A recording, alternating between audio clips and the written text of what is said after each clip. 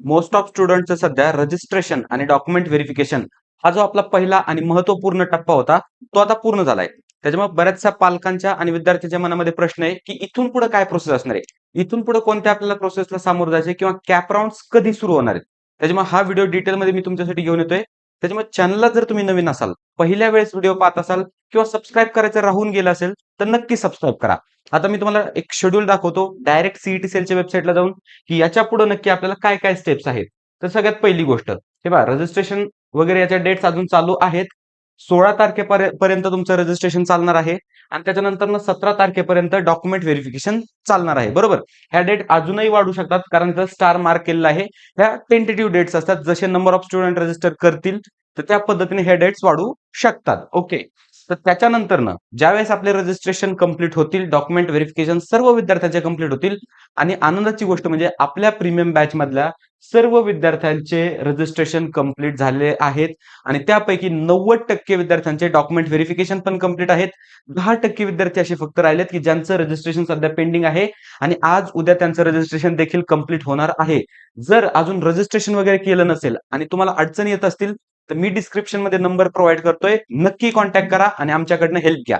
बरं, रजिस्ट्रेशन वगैरे झालं त्याच्यानंतर पुढची फेज असते ती म्हणजे provisional merit list. Provisional merit list म्हणजे काय? ज्या ज्या मुलांनी रजिस्ट्रेशन केलंय, ज्या ज्या मुलांचं रजिस्ट्रेशन व्हेरीफाईड म्हणून आलंय, तर त्यामध्ये मेरिट लिस्ट लागते. आता ही किती मुलांची असणार मेरिट लिस्ट? तर लास्ट इयर 2,10,000 2,02,000 एवढ्या आसपास स्टुडंट होते, तेवढ्यांची मेरिट लिस्ट आली होती. बरोबर, याही वर्षी तोच नंबर रिपीट होईल. एक 2 लाखांच्या आसपास स्टुडंट रजिस्टर करतील आणि त्यांच्यातली मेरिट लिस्ट येईल. बरोबर, मग ही प्रोव्हिजनल मेरिट लिस्ट येणार, ही काय फायनल नसणार आणि ती कधी येणार आहे? 19/7 म्हणजे 19 जुलैला. त्याच्यानंतर पुढचे 3 दिवस असणार ग्रीव्हियन्स पिरियड. ग्रीव्हियन्स पिरियड म्हणजे काय? तर submission of grievances if any for all type of candidate. म्हणजे काय? जर आपल्या फॉर्म मध्ये काही मिस्टेक झाल्या असतील, कॅटेगरी चेंज करायचं असेल तर तुम्हाला ती करता येणार आहे. म्हणजे जो आपण रजिस्ट्रेशनचा फॉर्म भरतोय तर तो फॉर्म तुम्ही अनलॉक करून तिथं ग्रीव्हियन्स रेज करून पुन्हा तो फॉर्म लॉक करायचा असतो. बरोबर, म्हणजे काय? तर 19 तारखेला मेरिट लिस्ट येणार आपली प्रोव्हिजनल. त्याच्यानंतर 20 ते 22, 20, 21, 22, 22 ला कधीपर्यंत? तर 5 वाजेपर्यंत आपला ग्रीव्हियन्स चालणार. त्याच्यानंतर 24 तारखेला एक दिवस मध्ये गॅप असणार आणि 24 तारखेला येणार तुमची फायनल मेरिट लिस्ट. याच्यामध्ये रँक तुमचे खालीवर होऊ शकतात थोडे आणि दरवर्षी होतात. खाली का वर हे आपण सांगू शकत नाही. फायनल मेरिट लिस्ट येणार. मग फायनल मेरिट लिस्ट ही तुमची कन्फर्म असणार किंवा फायनल असणार पुढच्या तुमच्या ऍडमिशन प्रोसेससाठी. आतापर्यंत सीईटी सेलच्या वेबसाईटवर तुम्हाला एवढंच टाइम टेबल मिळणार आहे. बरोबर आहे, पण आता इथून पुढचं टाइम टेबल काय? इथपर्यंत सगळ्यांना माहिती झालं, फायनल मेरिट लिस्ट आली आपल्याकडे. त्याच्यानंतर येतो वेळ cap round 1, cap round 2, cap round 3 आणि कॅप राऊंड 4. याही वर्षी लास्ट इयर सारखे 4 राऊंड असणार आहेत. बरं, आता हे 4 राऊंड कशा पद्धतीने असणार आहेत एक्सप्लेन करतो. बरं, हा असतो कॅप राऊंडचा फॉर्मॅट. कॅप राऊंड 1 म्हणजे काय? तर त्याच्यात एवढ्या साऱ्या प्रोसेस असतात. कोणत्या? तर पहिली प्रोसेस असते option form filling. Option form filling म्हणजे काय?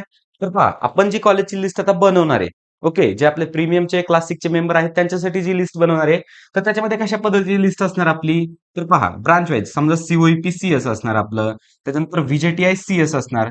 तर या पद्धतीने त्यांच्या पर्सेंटाईलवर किंवा सेफ साईडवर जी आपण कॉलेजची लिस्ट बनवणार आहे, तर ती लिस्ट आपल्याला ह्या 3 दिवसामध्ये एंटर करायची. किती दिवसामध्ये?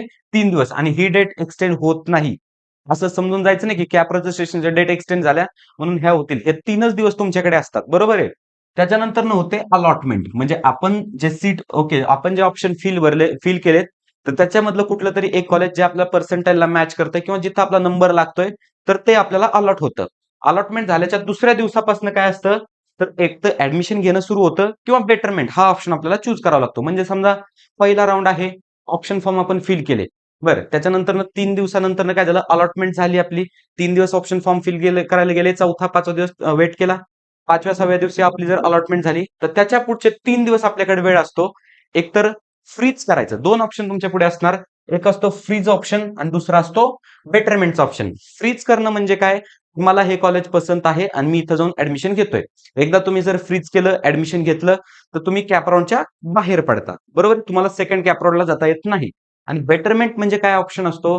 तर मला समजा पहिल्या राऊंडला कोणती तरी सीट लागली, समजा पीआयसीटी आयटी ही सीट मला लागली आहे आणि मला प्रयत्न करायचा यापेक्षा बेटर ऑप्शनला. बरोबर, मग मी दुसऱ्या राऊंडमध्ये जाणार आणि दुसऱ्या राऊंडमध्ये पीआयसीटीच्या आयटीच्या वर माझ्या जेवढे ऑप्शन लिस्टमध्ये कॉलेजेस होते त्यासाठी प्रयत्न करणार. आता त्या ठिकाणी तुम्ही लिस्ट सुद्धा एडिट करू शकता प्रत्येक राऊंडसाठी. त्याच्यानंतर ना काय होणार, ओके तुम्ही बेटरमेंट केलं यासाठी असणार तुम्हाला 3 दिवस. फ्रीज केलं, ऍडमिशन घ्यायचं, बेटरमेंट केली तर 3 दिवस वाट बघायचे.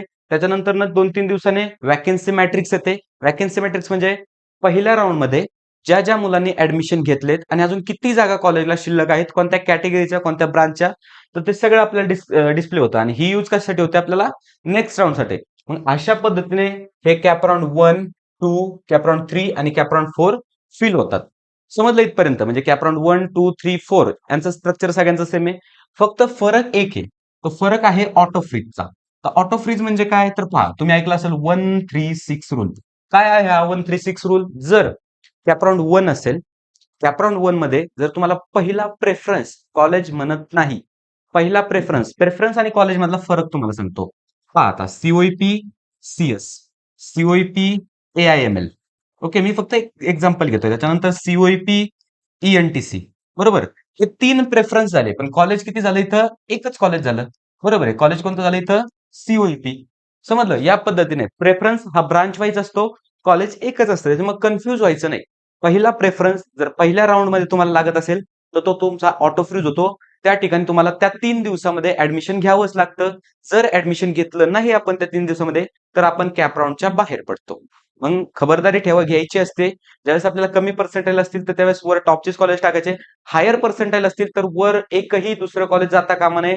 जे आपल्याला पाहिजे तेच कॉलेज वर टाकायचं असतं. समजलं? त्याच्यानंतर सेकंड राऊंड. सेकंड राऊंडला पहिल्या 3 ऑप्शन पैकी ऑटो फ्रीज असतं. 3 ऑप्शन्स, ओके, 3 ऑप्शन पैकी ऑटो फ्रीज असतं. जे तुम्हाला त्या 3 पैकी जर लागलं सेकंड राऊंड मध्ये तर ते तुम्हाला घ्यावंच लागतं, ते ऑटो फ्रीज होतं. थर्ड राऊंड मध्ये पहिल्या 6 ऑप्शन पैकी ऑटो फ्रीज होतं. जर पहिल्या 6 ऑप्शन पैकी तुम्हाला जर लागलं तर ते तुम्हाला घ्यावंच लागतं. आणि फोर्थ राऊंड म्हणजे चौथ्या राऊंड मध्ये कोणताही ऑप्शन तुम्हाला लागू दे, मग तो 100वा असो नाही तर पहिला असो, तो तुम्हाला कंपल्सरी घ्यावाच लागतो, कारण त्याच्या पुढचे राऊंड नसतात. मग इथपर्यंत असते CAP process, centralise admission process. चौथ्या कॅप राऊंड पर्यंत संपते. चौथ्या कॅप राऊंड झाला म्हणजे सेंट्रलाइज ऍडमिशन प्रोसेस संपली. त्याच्यानंतर काय येणार, तर त्याच्यानंतर हे पहा, चौथा कॅप राऊंड झाला, चौथ्या कॅप राऊंडचे ऍडमिशन झाले, व्हॅकन्सी मॅट्रिक्स आली. ओके, व्हॅकन्सी मॅट्रिक्स आली, आपल्याला समजलं की अजून किती जागा कॉलेजेसला शिल्लक आहेत. तर त्याच्यानंतर दुसरे 2 महत्वाचे टप्पे असतात किंवा 2 आपल्याला अपॉर्च्युनिटी असतात एका चांगल्या कॉलेजमध्ये जाण्यासाठी. तर ते असतात स्पॉट आणि तो दुसरी असते आयएलएस राऊंड. आता स्पॉट राऊंड म्हणजे काय, तर स्पॉट राऊंड म्हणजे 4ही कॅप राऊंड मध्ये जर एखाद्या कॉलेजला जागा शिल्लक राहत असतील तर त्या जागा स्वतः ते इन्स्टिट्यूट, ते कॉलेज फिल करतं स्वतःचा ऑफलाईन राऊंड अरेंज करून. ऑफलाईन हा शब्द खूप महत्वाचा आहे. ऑफलाईन राऊंड अरेंज करून, तर त्याला आपण म्हणतो स्पॉट राऊंड. आणि आयएलएस राऊंड म्हणजे काय, तर पहा कॉलेजचं सीट डिस्ट्रीब्युशन कसं असतं, थोडक्यात मी तुम्हाला एकाच मिनिटात एक्सप्लेन करतो. सीट डिस्ट्रीब्युशन कोणतंही कॉलेज असो, सॉरी प्रायव्हेट कॉलेज, गव्हर्नमेंट कॉलेजला आयएलएस राऊंड नसतो.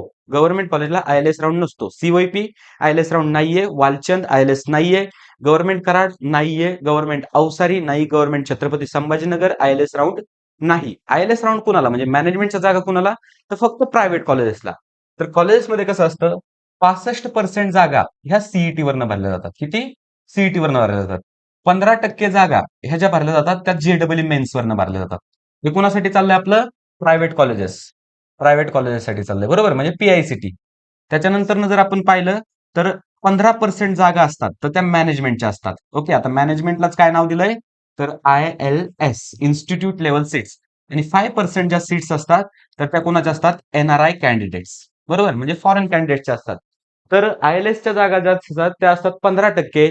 आणि या वर्षी किंवा लास्ट इयर पासून गव्हर्नमेंटने हा रूल काढलाय, कॉलेजेसला 2x, 1x, 2x, 3x एवढं फी चार्ज करायचं त्यांनी हे केलंय, सवलत दिली. आणि त्यानुसार मेरिटवरच ते ऍडमिशन होत आहेत.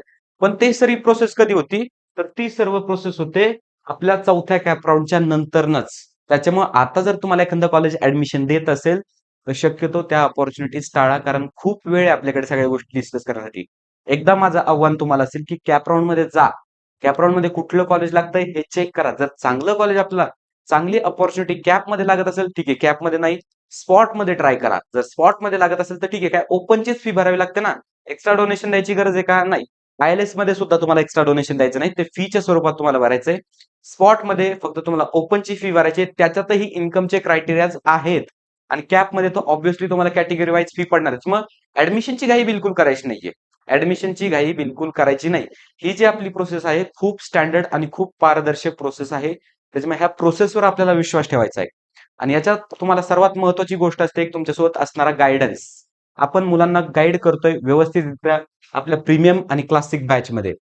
जर एनरोल केलं नसेल, तुमच्याकडनं एनरोल करायचं राहून गेलं असेल, तर कॉलेज लिस्ट बनवणं हा खूप महत्वाचा टप्पा आहे किंवा पुढचे 4 वर्ष तुम्ही कोणत्या कॉलेजमध्ये शिकणार आहात, कोणत्या ब्रांचमध्ये शिकणार आहात, हे आत्ताचे एक 2-3 दिवस म्हणजे जे तुम्ही लिस्ट बनवताय, तर ते ठरवणार आहे. त्याच्यामुळे ही अपॉर्च्युनिटी बिलकुल मिस करू नका.